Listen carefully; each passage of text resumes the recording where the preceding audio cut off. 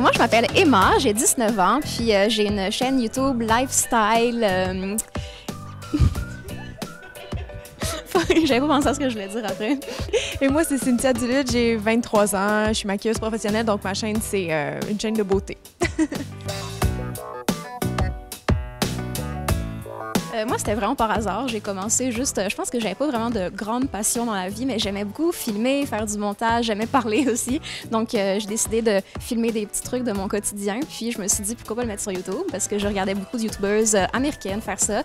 Puis, je l'ai mis sur YouTube. Puis, à force de voir les gens s'intéresser de plus en plus, j'ai commencé à faire de plus en plus de vidéos. Fait qu'avec le temps, c'est devenu une partie de ma vie. Puis, ça, depuis ce temps-là, ça a toujours continué comme ça. Ben moi, j'ai commencé à faire des vidéos, en fait, parce que je trouvais qu'il n'y avait pas beaucoup de contenu au Québec, premièrement. Ça, c'est une des raisons. Il y a plusieurs raisons, mais c'est ça, je trouvais qu'il n'y avait pas beaucoup de vidéos en français au Québec, de qualité. Je voulais que ma chaîne soit quand même assez professionnelle au début. Avec le temps, on dirait que j'ai rentré un peu plus d'humour, un côté plus, plus lifestyle, parce que YouTube, c'est vraiment être soi-même. Mais moi, mon but premier, c'était vraiment de partager ma passion pour les cosmétiques et tout le monde de la beauté. Moi, j'en aurais deux. Je pense qu'il y en a un qui est de rester soi-même. Je trouve que c'est quand même difficile de... On oublie des fois les chiffres, ça veut dire quoi, là, mais mettons, on a quand même 300, 400 000 abonnés, puis c'est beaucoup, beaucoup de gens, mais quand on voit le chiffre écrit comme ça, on se dit pas que c'est beaucoup de monde, mais un par an, c'est beaucoup de monde, puis des fois, rester naturel devant autant de personnes, c'est difficile. Donc, mais c'est quand même important parce que je pense que c'est ça, YouTube, c'est être soi-même, puis être naturel, puis montrer aux gens que c'est important d'être soi-même. Fait que moi, je trouve ça difficile des fois de rester le plus simple possible, puis le plus nous-mêmes, puis de pas toujours vouloir en faire trop. Puis aussi les commentaires négatifs, c'est difficile aussi des fois quand on regarde tous les commentaires gentils en dessous d'une vidéo, puis genre tout d'un coup, on arrive à quelque chose de vraiment méchant, là. Comme ça donne toujours un petit coup. Puis je pense que peu importe le nombre de commentaires qu'on a en dessous d'une vidéo, là, dès qu'il y en a un comme plus difficile, ben c'est jamais le fun. Fait que ça, ce serait comme les deux trucs, je pense, que je dirais. Puis les commentaires méchants aussi, hein, t'allais dire. Ouais. C'est pas mal ça que je veux dire. Ouais. Puis être organisé, tu sais, faut être très, Ouais. il faut être... ben, c'est pas vraiment un problème que j'ai, parce que je pense que je suis quand même quelqu'un qui est bien organisé. Mais il y a des semaines comme cette semaine-ci, pour moi, qui est super intense. Fait que ça peut être dur parce que si on poste les deux, ben, je pense que toi aussi, tu fais une vidéo par semaine, minimum. Fait que ça revient vite, là, une semaine, quand on fait tout seul. Là, les vidéos peuvent prendre des fois plus que 10 heures à faire. Là, fait que c'est super long, il faut l'avoir, ce temps-là. Mais sinon, oui, la seule autre partie difficile, je trouve aussi, c'est les commentaires blessants. Mais bon, tant qu'on en fait abstraction puis qu'on continue à aller de l'avant, tout va bien. Ouais.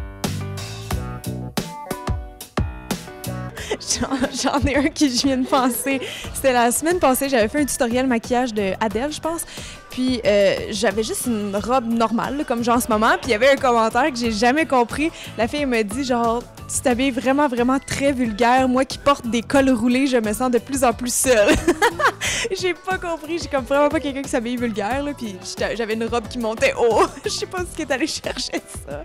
Les gens qui demandent de faire des meet-up à des endroits impossibles, là, genre à l'autre bout du monde, dans une petite ville comme de 30 habitants, genre, puis qui demandent de se déplacer jusqu'à là, comme si on pouvait le faire comme en claquant des doigts, genre. Ça, c'est drôle.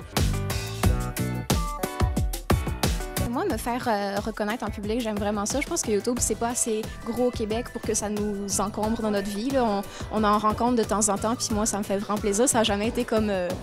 ça a jamais créé une grosse foule ou quoi que ce soit, mais... Il n'y a pas encore de paparazzi à nos portes. Peut-être jamais, donc...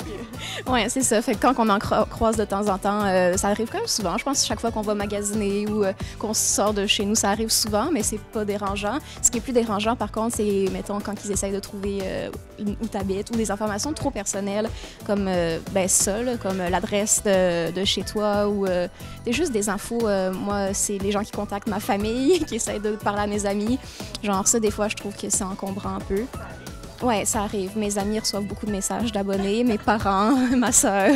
Oui, ça arrive vraiment souvent. Puis ça, des fois, c'est encombrant. C'est comme, ça rentre dans notre vie privée, je trouve. Mais à part ça, les rencontrer ailleurs, ça me fait tellement plaisir. Là. Ça, c'est comme, on aime être proche de nos abonnés, je pense.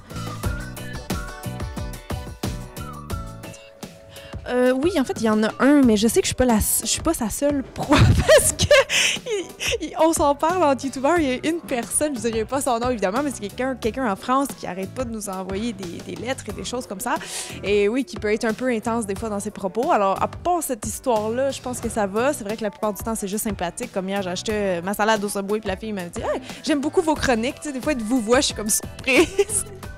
Mais non, c'est ça, c'est toujours bien. Puis moi, j'ai, comment dire, en gros, mes abonnés, ils ont tellement des âges différents. Tu sais, je peux pas vraiment les cerner juste avec un profil type. Donc, des fois, c'est des personnes plus âgées, si on veut, puis ils vont pas être groupies, peut-être. J'ai l'impression que c'est plus les ados qui ont tendance à être excités quand ils te voient. Mais moi, j'ai beaucoup d'abonnés, pardon, qui, quand ils me voient, ils sont juste gênés, puis ils vont me l'écrire après sur Facebook. Ah, je pense que je t'ai vu, blablabla.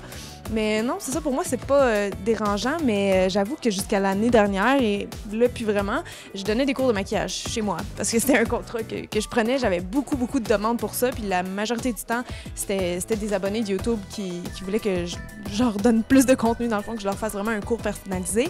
Mais j'y recevais chez moi parce que c'est ma salle, elle sert à ça. C'est comme un studio / bureau. Mon stock est tout installé là. Moi, j'aime mieux recevoir les gens comme ça chez moi. Mais finalement, après ça, j'ai commencé à être un peu mal à l'aise, vu que ma chaîne commençait à grossir. J'ai dit, ben, on sait jamais sur qui je peux tomber. Après, cette personne-là, elle a mon adresse, puis tu sais, elle entre chez moi, mais elle voit mon chat, mon chum, puis tout. Fait que ça serait mieux d'aller peut-être dans un autre endroit. Fait que pour le moment, j'ai fait une pause là, pour les cours de maquillage, parce que moi-même, je commence à être moins à l'aise avec ça. Parce que je suis assez naïve comme personne dans la vie. Alors, avec le temps, j'essaie de faire attention. Moi, ça fait comme 6 mois en ce moment que je vis de YouTube, fait que je fais comme juste ça. Puis je pense que déjà ça, c'est comme un rêve qui est devenu réalité, là, de comme faire ce que j'aime au quotidien. Puis fait que j'aimerais juste que ça continue comme ça. Puis on dirait que quand on fait des vidéos sur YouTube, on s'attend pas au projet qui arrive. Là, ça arrive vraiment, je sais pas ce qui va se passer la semaine prochaine, peut-être qu'il va y avoir un nouveau projet. Fait que c'est vraiment comme l'inattendu, l'inconnu. Donc je pense que j'aimerais juste ça, continuer à faire des vidéos, vivre de ça, puis continuer à avoir des projets différents, puis que j'aime faire. Moi aussi, c'est similaire. Je veux dire, c'est vrai qu'on est chanceuse de pouvoir en vivre, mais moi, je me tiens très occupée en plus de ma chaîne YouTube. Donc, je pense que mon souhait pour moi, ce serait de réussir peut-être à trouver un équilibre là-dedans, de continuer à garder ma fréquence, mais sans menacer ma santé non plus. Donc, c'est ça, d'avoir du temps, une vie un peu plus équilibrée. Ça serait ça. Ben moi, en fait, il faut juste taper Cynthia Duluth sur Google, puis on me trouve partout à partir de là. Ouais, genre, allez sur YouTube, écrivez nos noms, Cynthia Duluth, Emma Verdé. Vous pouvez nous suivre sur Instagram et nos réseaux sociaux. Merci!